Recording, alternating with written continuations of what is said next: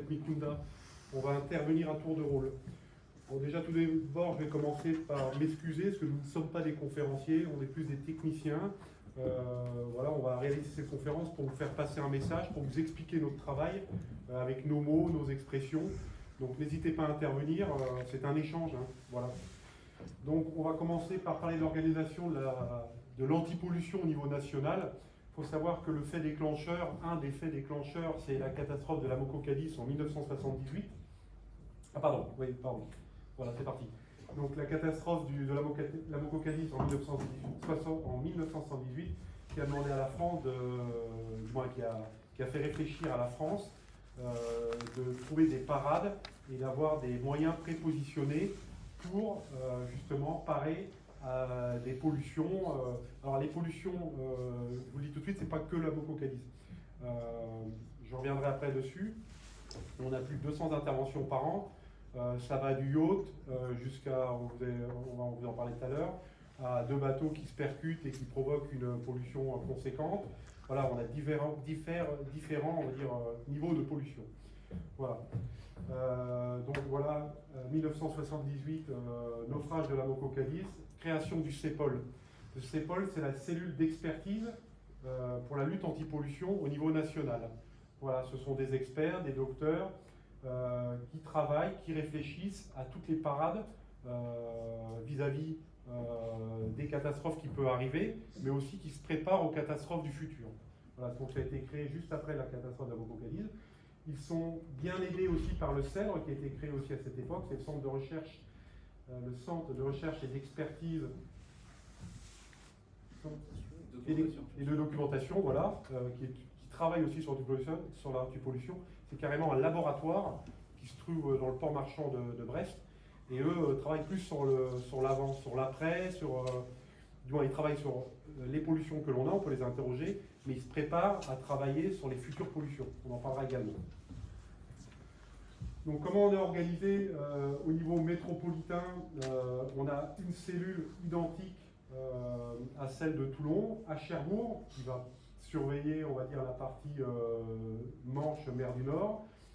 Une cellule à Brest, qui elle va s'occuper rail de Ouessant et toute cette partie-là, jusqu'à Bordeaux. Et une cellule Méditerranée, voilà, qui est représentée par nous. Et nous, on a une petite antenne qui dépend de nous au niveau d'Aspreto et d'Ajaccio. Voilà, c'est déjà des moyens du personnel prépositionnés. Si jamais il y a un problème, comme on l'a vu, pour Ulysse et Virginia par exemple, qui sont prépositionnés pour intervenir s'il y a des besoins. Voilà. D'ailleurs, la semaine prochaine, on va partir avec un bateau et travailler avec eux, faire des mécanisations pour s'entraîner à des potentielles pollutions qui vont arriver dans ces zones-là. Voilà. Dans chaque département outre-mer, dans chaque base navale, on a également des moyens prépositionnés. Voilà. Donc, comme vous pouvez le voir, on est à peu près sur toutes les mers du globe. Voilà, on en parlera tout à l'heure aussi. On travaille également en coopération, bien évidemment, avec tous les pays voisins, si jamais il y a un problème. Voilà, donc, petit rappel hein, sur le monde maritime. 90% des matériaux transportés dans le monde sont par voie maritime, et ça ne cesse d'augmenter. On voit les porteurs en plus qui prennent de plus en plus, il y a CMA, CGM chez vous qui prennent de plus en plus en taille. Augmentation constante des transports maritimes, 3% par an depuis 1950. Ouverture des nouvelles voies maritimes, on sait que ça passe maintenant par le nord, avec la fonte des glaces. Course au gigantisme, les porte-conteneurs à plus de 25 000 boîtes. Boîtes, c'est les containers. Course au gigantisme, on a parlé. Trafic maritime représente 3% des gestes mondiaux. Voilà, c'est la plupart des échanges maintenant. Bon, vous allez me dire que l'océan et l'espace maritime, c'est 70% de la surface de la Terre.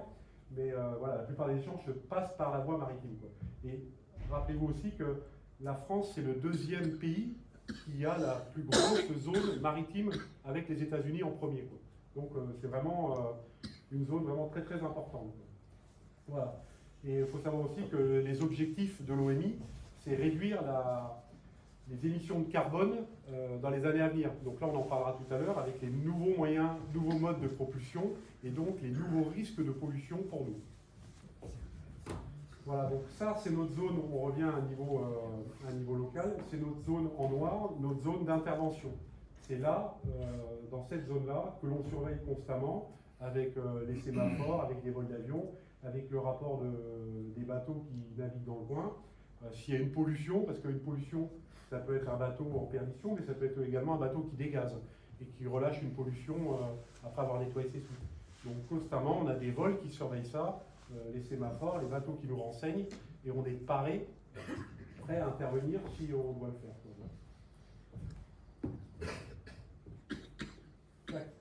Voilà. Au niveau du dispositif et l'organisation, c'est piloté par SECMED, par la partie EM. Je ne vais pas revenir dans le dispositif, on va dire, de commandement. Nous, on est dans la Marine nationale, on a le chef d'état-major de la Marine, on a le ministre des Armées et le président comme chef suprême des armées. L'AEM, ça passe directement par le SGMR et par le Premier ministre. L'antipollution, c'est un des 5 volets de l'AEM. Voilà, la lutte contre la pollution. Donc, pour pallier, pour se tenir paré à tout ça, on a le dispositif ORSEC, qui est commun à toutes les préfectures, que ce soit en métropole ou également dans les départements d'outre-mer, qui nous permettent d'être réactifs en cas de problème. Donc il y a 3 niveaux, 3,5 on va dire. Le niveau 1, actuellement on est en niveau 1. Donc ça permet de pallier, d'intervenir à chaque événement.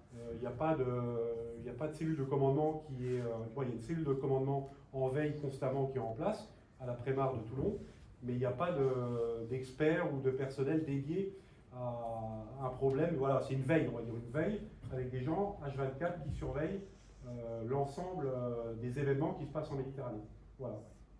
Donc ce niveau 1, ça nous permet quand même d'être réactifs parce qu'en parallèle, vous avez des équipes chez nous, des équipes dans la cellule anti-pollution qui sont parées à partir en moins d'1 heure. Tout le temps, H24, jour férié, 365 heures par an. Voilà, en moins d'1 heure, ils sont parés à embarquer sur un bateau. Les bateaux, c'est le vecteur principal qui va nous emmener sur zone, mais on peut aussi y aller par la route si c'est une pollution côtière ou par avion si on doit se rendre dans un pays limitrophe.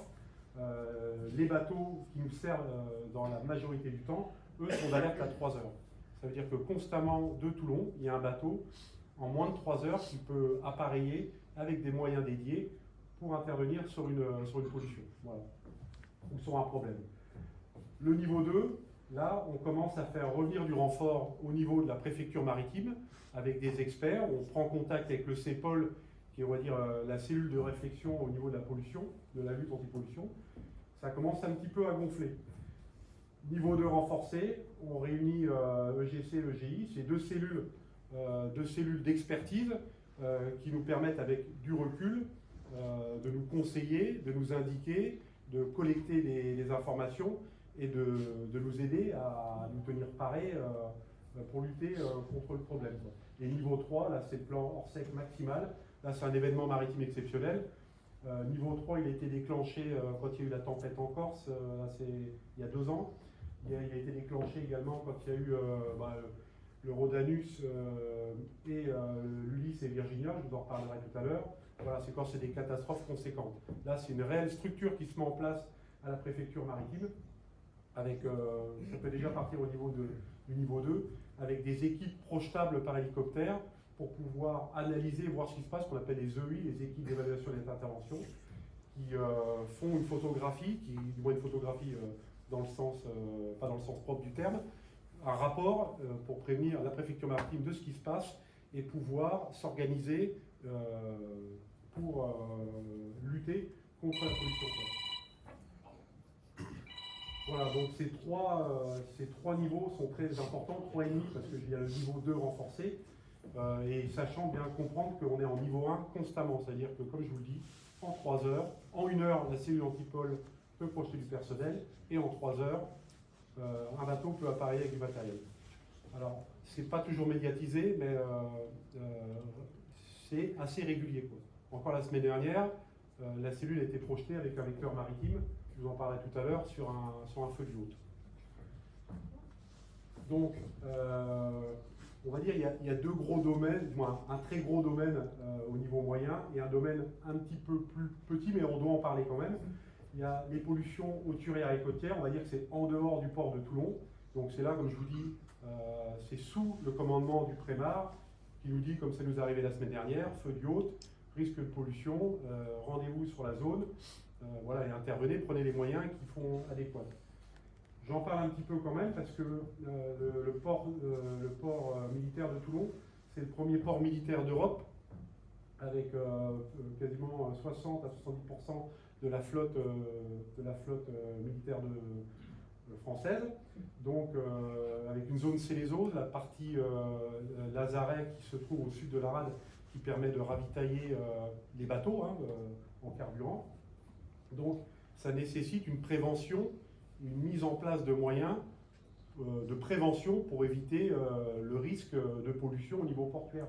Sachant que la rade de Toulon, la petite rade de Toulon, on partage quand même, nous on lutte, on est très à cheval pour que l'environnement, c'est vraiment quelque chose de très important pour l'armée, pour la marine, pour la protection de l'environnement. Et également, on partage le terrain avec les autorités civiles. Et voilà, on est en devoir de mettre tous les moyens justement pour pallier, tous les moyens de prévention, pardon, pour pallier à d'éventuels problèmes. Sachant qu'il y a beaucoup de circulation dans le port de Toulon. Voilà. Donc là, quand on intervient dans le port de Toulon, comme je vous dis, c'est surtout de la prévention, c'est mise en place de barrages. On va expliquer au personnel comment on doit procéder pour faire les choses en sécurité. Et nous, on est plus sur la sécurité de la prévention.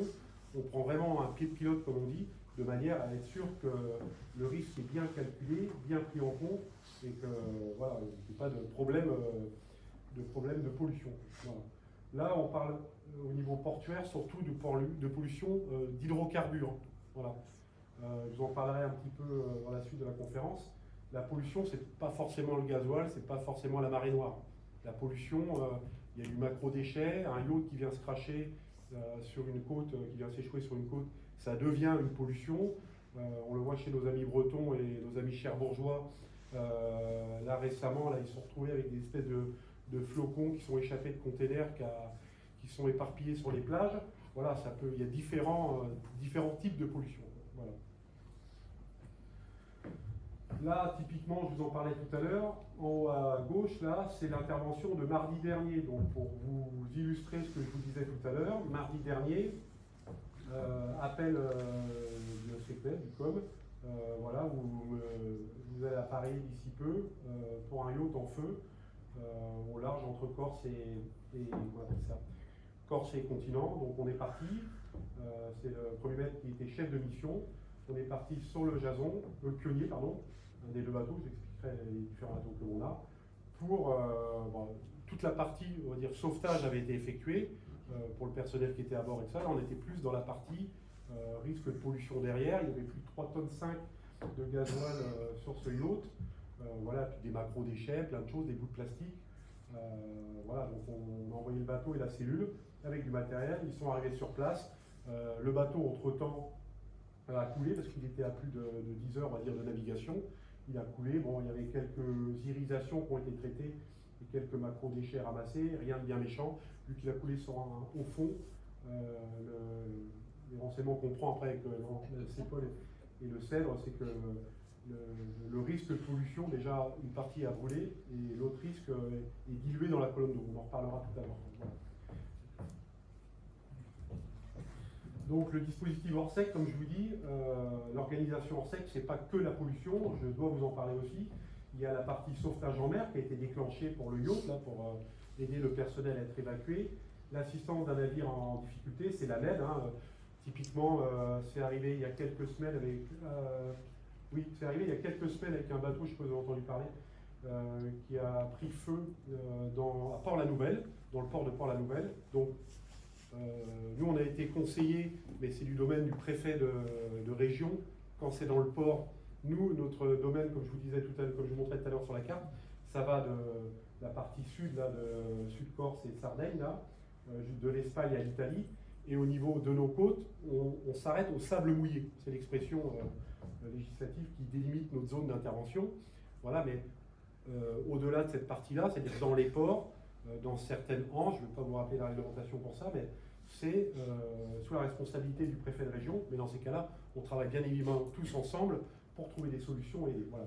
Donc un bateau a brûlé, pris feu à Port-la-Nouvelle, et ensuite, quand il a fallu le retirer, le feu a été éteint, donc intervention de la NED. Les EI, équipe d'évaluation et d'intervention, ont été projetés, bien que c'était de la responsabilité du préfet de région, mais c'est nous qui avons l'expertise. Voilà, donc pas de souci, on y va. Donc le bateau a été sécurisé, et ensuite il a fallu le remorquer et l'amener à Marseille.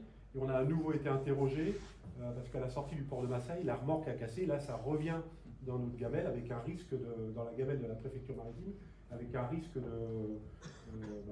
avec un navire en difficulté, tout simplement. Et donc voilà, on a donné nos conseils pour reprendre le bateau en remorque et pouvoir le ramener en sécurité au port de Marseille. Donc l'antipollution, on en a parlé, l'évacuation. Donc typiquement, là, pareil, ça arrive, un pêcheur qui se blesse ou du personnel à évacuer d'un bateau. La préfecture maritime prend le niveau hors sec qui correspond au danger et envoie un hélicoptère pour secourir la personne. Voilà, le coupé nucléaire aussi, c'est un des volets du plan hors sec. Pas de problème pour l'instant, je vous rassure. Voilà, donc là, je vais revenir sur un cas un petit peu plus local, voilà, la cellule antipollution de Toulon et notre emploi, notre travail. Donc j'ai mis plusieurs exemples de nos dernières interventions ces dernières années. Voilà. Sachant que sur une année, on a environ entre 200 et 300 interventions. Et comme je vous dis, ça va de l'Ulysse et le Virginia qui se rentrent dedans, au Rhodanus qui s'échoue. Là, c'est vraiment des interventions importantes avec une pollution ou un risque de pollution avéré. Donc on va se préparer, mettre tous les moyens de prévention. Et ça va aussi régulièrement, ce qu'on oublie un petit peu, nos amis bretons et cherbourgeois sont moins embêtés par ça, ils sont embêtés par d'autres choses, je vous rassure. Mais le yachting. Beaucoup de plaisance à Toulon ces 10 dernières années. Le coefficient multiplicateur est assez important sur le nombre de yachts et de bateaux et sur la taille de yachts et de bateaux. Vous retrouvez avec des yachts grands comme des frégates des fois. Je vous rappelle que le port d'Antibes Jean les Pins, si je ne dis pas de bêtises, c'est un des plus gros ports de plaisance, de yachting d'Europe. Voilà. Donc on a de grosses unités, voilà, avec les risques potentiels dus à l'environnement, hein, la météo, comme je parlais tout à l'heure pour le gros coup de vent qui s'est passé il y a 2 ans ouest Corse, où il y a eu plus de 40 bateaux, 40 yachts, voiliers et tout ça qui ont été mis au sec par le vent, là, et également des problèmes de navigation, des problèmes moteurs, j'en passe et des meilleurs. Voilà. Au niveau de la cellule de Toulon, c'est un peu l'organisation des cellules des différentes façades métropolitaines. Donc on a environ 12 personnes. Vous allez me dire, c'est pas beaucoup, effectivement, mais comme on traite que l'antipollution, on arrive à s'en sortir. Donc il y a un officier antipollution région, moi-même, il y a un responsable de la cellule, le maître principal Raymondi, qui est manœuvrier de formation, donc qui est un expert de la manœuvre et tout ça. C'est un expert de la manœuvre, parce que vous verrez tout à l'heure dans les explications diverses, tout ce matériel mis en œuvre se met la plupart du temps en œuvre en partant d'un bateau, et ça nécessite justement une expertise dans ce domaine-là. Voilà, ce qui n'empêche pas que, il y a un adjoint comme le professeur Picunda qui est également manœuvrier, on a aussi des mécaniciens, des électriciens, parce que, on va vous montrer le matériel tout à l'heure, c'est du matériel électrique, du matériel hydraulique, et on doit avoir de l'expertise dans ce domaine-là pour pouvoir le mettre en œuvre. Je reviendrai tout à l'heure là-dessus. Voilà pour l'organisation générale. Donc nous, tout le temps, mis à part les interventions, on se prépare constamment à la lutte. Comme je vous dis, la semaine prochaine, il y a une équipe qui part travailler avec l'antenne Corse et un BSA, type pionnier, c'est pionnier d'ailleurs, puisqu'on en a 2, pionnier ou Jason, et ils vont s'entraîner au niveau de la Corse, ils vont simuler une pollution et mettre en œuvre plein de moyens. On va travailler en interadministration, c'est ce qui se produira demain s'il y a une pollution. On travaille avec le parc national des Lavezzi, là, dans le sud de Corse, également la SNSM et avec les différentes directions de port. À savoir que sur une pollution, on en reparlera tout à l'heure, si demain on doit mettre de gros moyens en œuvre, on a nos camarades, on va dire italiens et espagnols, qui peuvent venir nous renforcer. On a une organisation européenne aussi qui a des moyens qui peuvent venir nous renforcer. On en parlera sur l'action de l'Ulysse et du Virginia. Et on peut aussi, par l'intermédiaire du préfet maritime, réquisitionner des moyens pour venir nous aider. La pêcherie, les chalutiers sont tout à fait capables de mettre en œuvre, avec notre expertise, certaines de nos installations. Voilà. Donc voilà pour les entraînements. On a des formations théoriques. Régulièrement, tout le personnel passe au CEDRE. Donc comme je vous disais, c'est des scientifiques qui se trouvent dans le port de commerce de Brest. C'est super intéressant parce qu'ils ont des laboratoires, des plages reconstituées, des rochers reconstitués, et ils étudient comment les produits vieillissent, comment les produits travaillent, comment on peut les enlever sans surtout impacter l'environnement. Parce que c'est ça le problème la plupart du temps. Si vous enlevez du gasoil typiquement imprégné sur de la roche ou sur du sable, voilà, il faut utiliser des produits chimiques. Donc le but, c'est d'être le plus neutre possible sur l'environnement quand on intervient. Et ça, c'est à toute échelle. On en parlera tout à l'heure. Quand on intervient pour sortir un yacht en difficulté et tout ça, on va tout faire pour ne pas impacter la faune et la flore avoisinantes. On en parlera tout à l'heure avec un exemple très récent pour nous, qui n'est pas une marée noire, mais qui était quand même très sensible, qui était la sortie d'un voilier qui s'était échoué dans une de vos restanques, la restanque de Sormiou. Voilà, bon, j'en parlerai tout à l'heure. Donc voilà pour la formation théorique et maintenance du matériel. Donc au niveau du matériel, c'est le CEPOL, le centre d'expertise de la pollution, de la lutte de la pollution maritime, qui se trouve donc à Brest, qui est le pilote de tout ça. C'est-à-dire que c'est lui qui étudie, avec le CEDRE bien évidemment, avec les autres pays, parce qu'il travaille avec beaucoup d'entités, le matériel le plus adapté par rapport aux différentes façades pour pouvoir intervenir. C'est-à-dire, nous, c'est très rare qu'on intervienne sur des containers, par exemple à la dérive. Cherbourg, Brest, oui, ça arrive plus. Donc, ils ont beaucoup plus de matériel adapté pour intervenir sur ce genre d'activité.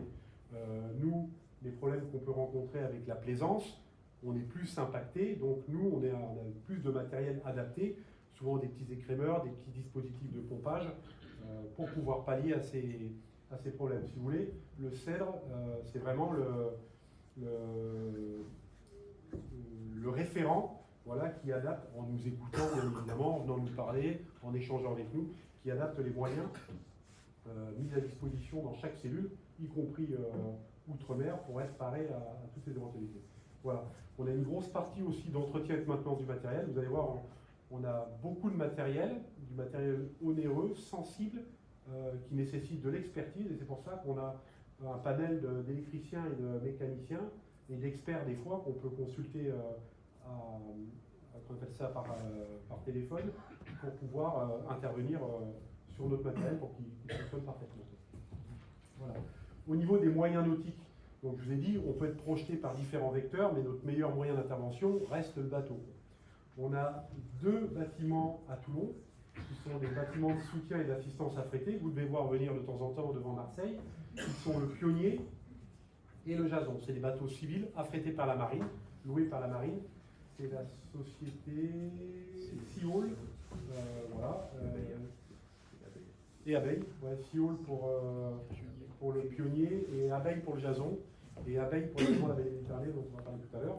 Voilà. Donc ces 2 bateaux-là, c'est ces bateaux-là qui sont d'alerte à 3 heures, parés à intervenir sur une pollution. Donc ils ont constamment un équipage dessus et H24, tous les jours de l'année, j'ai presque envie de dire, je vais me le dire, quelle que soit la météo, ils sont parés à pareiller avec la cellule anti-pollution pour pouvoir intervenir. Donc c'est des gros remorqueurs, très très puissants, dont une des capacités c'est évidemment de remorquer, mais c'est surtout aussi de pouvoir mettre en œuvre tout le matériel qu'on dispose à la cellule anti-pollution. Et tout ce matériel est régulièrement testé, comme je vous le disais tout à l'heure, régulièrement on s'entraîne dessus. Donc il y a 2 bateaux, constamment d'alerte à 3 heures, et on a aussi des bateaux de marine nationale, je vais en dire. Voilà. Tous ces bateaux ont des capacités de stockage. Si jamais on doit ramasser du polluant, ils ont des gros réservoirs pour stocker ce polluant. Ils ont des barrages anti-pollution, on en parlera tout à l'heure. C'est des moyens pour capturer les nappes d'hydrocarbures. Voilà, et ils ont des moyens aussi de dispersant. Je reviendrai aussi tout à l'heure, c'est le maître principal qui reviendra tout à l'heure. Moyen dispersant, c'est du produit, une espèce de produit chimique qu'on va mettre en place avec des disperseurs qu'on va disposer tout autour. Ça peut être aussi fait par voie d'aéronef. Ça nécessite l'accord préalable du préfet maritime, parce que c'est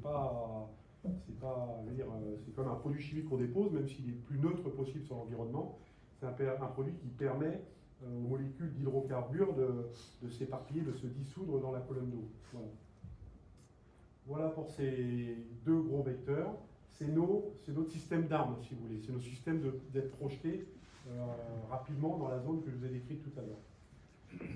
On a aussi un RIAS, donc, que vous devez voir aussi de temps en temps sur Marseille, qui est récent, qui remplace le célèbre Abeille Flandre qu'on avait récupéré de la partie Brest, qui a eu une première carrière après la Boco Cadiz chez nos amis brestois, et ensuite qui est venu nous renforcer ici et qui a été remplacé par des bateaux beaucoup plus gros également, Abeille Bourbon, Abeille Languedoc, Abeille Normandie sur la partie nord. Voilà.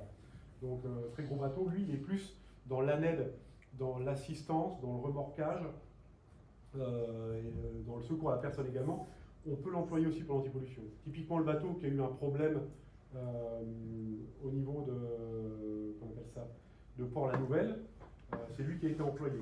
Il n'a pas été employé par le Prémar, il a été employé par l'affréteur du bateau qui avait le problème, par d'autres vecteurs, pour pouvoir être remorqué. C'est-à-dire que c'est des bateaux qu'on affrète, mais qui peuvent être aussi utilisés par d'autres affréteurs pour les aider c'est souvent le bateau le plus adapté pour les aider à sortir d'une mauvaise passe. Voilà. Donc lui, on peut également l'équiper et l'employer dans notre lutte anti-pollution. Voilà.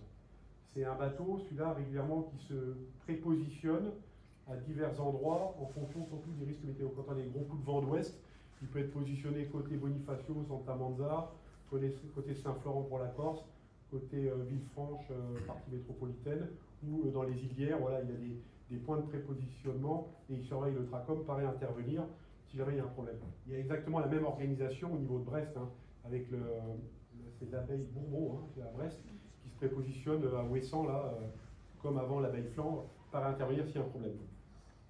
On a également des moyens marine nationale. On a sur chaque façade, à Brest et à Toulon, pas à Cherbourg, mais à Brest et à Toulon, des BSM, bâtiments de soutien et d'assistance métropolitain. C'est le même type de bateau, en un peu plus petit, mais militaire, qui a un emploi militaire, dont le but n'est pas de de mettre en œuvre du matériel en production, mais qui a également cette capacité. Voilà.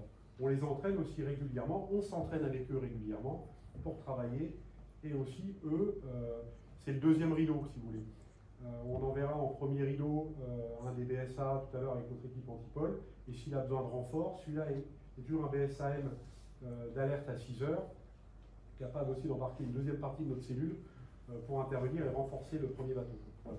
Ou s'il y a une deuxième pollution, si les deux BSA sont pris, on a ces vecteurs aussi qui peuvent intervenir.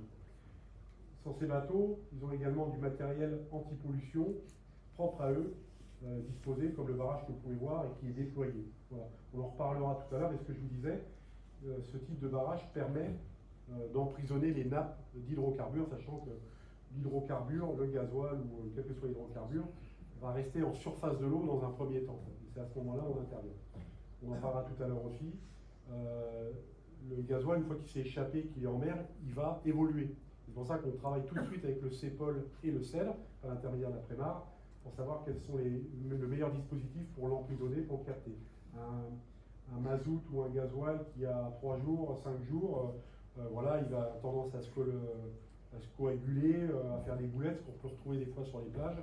Donc voilà, en fonction du moment où on intervient, on adaptera les moyens de capture et de récupération. La cellule anti-pollution propre basée à Toulon, donc on est, pour ceux qui connaissent la base navale de Toulon, en haut à gauche, on est basé sur la presqu'île de Castignon. Voilà.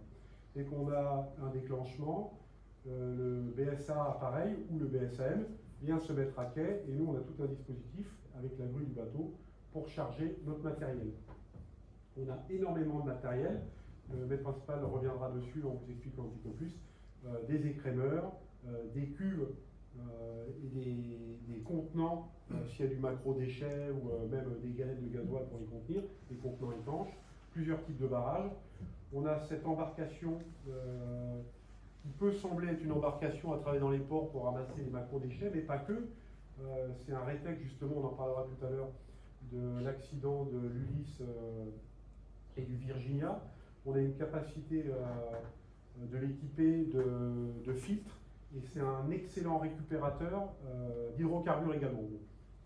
Ça, c'est des détails, mais on en reparlera tout à l'heure. Voilà. Je vous ai parlé du CEPOL. Donc le CEPOL, une entité marine nationale basée à Brest, qui se trouve d'ailleurs dans les mêmes locaux que la cellule antipole de Brest, et qui est notre expert, c'est un peu notre référent. Voilà. Que ce soit pour la mise en œuvre de notre matériel, et que ce soit aussi pour l'organisation de l'intervention sur une potentielle pollution. La grosse force du CEPOL, c'est d'être en liaison avec différentes entités du monde maritime essentiellement, mais voilà, ça lui permet d'avoir une expertise rapide et des moyens aussi rapides par tous ces vecteurs. Voilà. Donc nos missions, je vous en ai parlé, je reviens dessus. Donc intervention, on parle toujours de pollution d'hydrocarbures dans les zones portuaires, côtières et hauturières. La mise en œuvre du matériel pour le confinement, la récupération et le stockage d'hydrocarbures, là c'est plus dans la partie portuaire. L'allègement des bateaux en perdition, on a aussi une capacité, si un bateau venait avoir des problèmes, à venir se mettre à couple de lui et lui retirer le gasoil, comme on l'a fait sur le Rhodanus, pour limiter, je veux dire, pour prévenir la potentielle pollution. Voilà. Donc on va tout simplement à couple et on aspire le polluant. Ça peut être aussi débarquer du matériel qui risque de polluer, comme je vous ai parlé tout à l'heure, des petits billes plastiques. Voilà. On a la capacité, comme je vous disais aussi, de mettre un épandage en fonction. Donc, comme je vous disais, en fonction de la pollution, de son âge, de la quantité et tout ça, le CEPOL nous dira plutôt utiliser tel dispersant sur telle zone. Voilà. Et du coup, on a tout le matériel pour mettre en œuvre ce dispersant. Et les prises de mesures préventives, alors comme je vous le disais tout à l'heure, c'est important quand même parce que la prévention, quand on parle d'accident, on parle souvent de prévention. La pollution, c'est exactement pareil. En prenant un maximum de mesures préventives, on évite les catastrophes. Voilà. Donc je reviens sur les méthodes de lutte. Je vous ai parlé tout à l'heure de l'allègement. Un bateau qui a un problème, un des premiers réflexes qu'on va avoir, c'est de retirer le potentiel. C'est plus facile de retirer dans un réservoir que de le retirer sur la mer. La dispersion chimique, ça sera un de nos deuxièmes réflexes, c'est-à-dire, j'en ai parlé, l'épandage, en fonction de son âge et de la quantité. Le confinement, là, c'est plus emprisonner, on le reverra tout à l'heure, avec des barrages emprisonner le polluant. La récupération, c'est un peu comme la pêche avec les sels. Une fois qu'on a récupéré le polluant dans notre zone, dans notre barrage, dans notre gros chalut, c'est pas vous en parlera tout à l'heure, on met des dispositifs en surface pour absorber tout ce polluant. Voilà. La récupération, je viens d'en parler. Le chalutage, donc on peut en mettre en œuvre des chaluts avec nos différents moyens, mais aussi aidés par d'autres vecteurs, civils, administratifs, de d'autres administrations, comme on l'a vu sur l'Ulysse Virginia. Voilà, et on a un dispositif et du matériel adapté en fonction de la proximité des côtes ou pas. Il faut savoir typiquement quand le Virginia Rhodanus a rejeté son gasoil, ça a fini en boulette sur certaines plages. Et là, on ne peut pas y aller avec les vecteurs que je vous ai montrés. Et on est obligé d'avoir des moyens plus légers pour intervenir le long desquels il faut simplement. Voilà. Je vais laisser la parole au maître principal Raymondi qui va vous décrire les différents matériels et comment on s'en sert tout simplement. Bonjour à tous. Avant de vous expliquer vraiment les matériels un peu en détail, je vous rappeler que la science antipolition, on est des marins, comme les autres. On n'est pas, on a un cursus sur les bateaux. Donc on vient de bateaux, on fait des bateaux, on va à terre, et puis à un moment dans notre carrière, on peut être affecté à la cellule antipollution. Voilà, on ne fait pas notre carrière là-bas, on ne passe pas des 15-20 ans sur l'eau. Donc on arrive à la cellule et on va être formé les différents stages qu'on vous a expliqué, soit au CEPOL, soit au CEDRE. Après, avec les anciens qui sont déjà là. Donc on est formé sur le tas. Donc, mais on reste des militaires, des marins. Et c'est là que c'est un peu bizarre, c'est que tout le matériel qu'on utilise, c'est du matériel civil. Il n'y a pas de Donc on va s'adapter aussi à ça, et, pour l'entretien, la maintenance, les réparations. On peut faire appel à des techniciens, même étrangers, sur certaines installations. Donc la première chose, le moyen principal, hein, pour lutter contre la pollution et hydrocarbures, on va dire, c'est le barrage. Pourquoi? Parce que c'est comme quand il y a un feu, on va confiner. On va éviter que la pollution s'étende. Parce que plus elle est confinée, plus elle est regroupée, plus ça va être facile à traiter. Donc on a différents types de barrages, suivant la zone. Donc de l'eau de Turier, pour vraiment en pleine mer, qui est différente du côtier ou du portuaire, qui est un peu plus permanent. Voilà. Donc suivant les zones où on va intervenir, suivant l'état de mer, on va choisir l'un ou l'autre, suivant le polluant aussi. Il y a peut-être certaines matières qui vont être plus adaptées à d'autres, à mieux résister. Ensuite, une fois que c'est confiné, on va récupérer le polluant en surface. Donc on va partir, on va descendre, on va partir du plus gros moyen qu'on a jusqu'au plus petit, plus simple, de la partie haute mer. Donc on a des gros écrémeurs, hein, qui sont chez nous, on va embarquer sur les BSA, et ça va permettre de récupérer tout ce qui est en surface. On travaille souvent avec un barrage, donc la photo en bas à gauche, on voit bien quand c'est un barrage qui a été mis à l'eau du bord. On voit au fond que le polluant, il est au fond de la nasse, hein, du barrage. Donc le but du barrage, on va naviguer avec un barrage le long du bateau, qui fait un genre de U ou de J sur le côté, et on va naviguer dans la pollution. Et on va emmagasiner le polluant au fond du barrage. Une fois qu'il y en a assez, on va mettre à l'eau nos récupérateurs, nos têtes de récupération qui flottent, et on va dérouler le câble et l'envoyer, même des petits propulseurs avec une télécommande. On va dérouler, on va l'envoyer au fond d'un NAS, on voit sur la photo en bas, et ça va pomper tout ce qui est en surface. Voilà. Donc là on a cette Transtrek, ça c'est un vieux modèle, mais qui marche toujours très bien, rustique mais efficace. Un peu plus le dernier modèle, une nouvelle génération, le Normar, qu'on a reçu en fin d'année dernière. Donc vous voyez, à l'arrière du bateau, on déroule le câble à l'eau, ça flotte, puis après on va dérouler, on a jusqu'à 70-80 mètres de portée à l'arrière du bateau. Et ça récupère, et suivant le polluant, on va choisir l'un ou l'autre, si on le sait avant de partir sur l'intervention. Si on sait quel type de polluant, suivant les infos qu'on a reçues du CEPOL du CEDRE, ils vont nous dire attention, c'est un tel type de polluant, mais le temps que vous allez arriver sur zone, il va vieillir de telle façon, il va se solidifier, s'émulsifier, faire des boulettes, voilà. Donc si on peut le savoir avant, on va prendre du matériel en conséquence. Si on ne sait pas trop, on va prendre plusieurs matériels, de toute façon on prend toujours le plus de matériel possible, parce qu'on ne sait jamais sur quoi on va tomber, vraiment, comment ça. Et pour pouvoir s'adapter au moment où on arrive sur la zone de pollution. Ce qui fait la qualité et l'efficacité de ce genre de matériel, le dernier qu'on a reçu, c'est sa capacité à dissocier l'eau de mer et le polluant. Parce que vous vous rendez compte que sur les bateaux, on n'a pas des capacités énormes aussi de contenants.